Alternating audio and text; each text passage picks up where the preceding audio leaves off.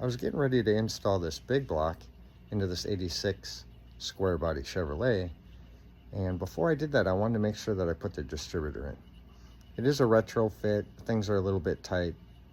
Wasn't 100% certain if I had enough clearance, although now that it's there I know 100% it does. But I wanted to make sure.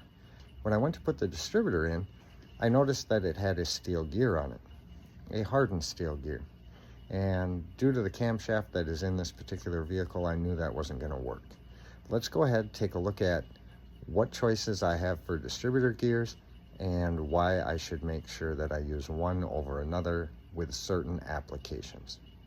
Let's talk about what material distributor gear we can use with what material camshaft. The four types of distributor gears that you're going to find are cast iron, hardened steel, bronze, and a composite. With a billet steel, roller, or hydraulic camshaft, you should be using a bronze gear or a composite gear. If for any reason you have a ductile iron cam, then you can use a composite or you can use a steel gear. If you have a cast iron camshaft, then you can use a cast iron gear or you can use a composite gear. Here we have a hardened steel small block Chevrolet or big block Chevrolet distributor gear. This is a 491 hole for a stock distributor shaft.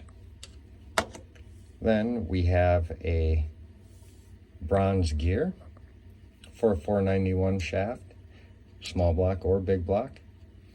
And then back here we have a 500 bronze for a small block or big block Chevrolet.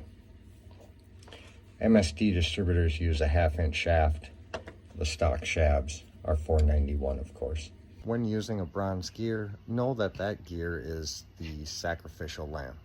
We don't want to beat up our camshaft. Generally speaking, you'll find them in most or all racing applications. And depending on the amount of usage that you yourself have, you may find yourself changing that gear, relatively often, once a year, or maybe every couple of years.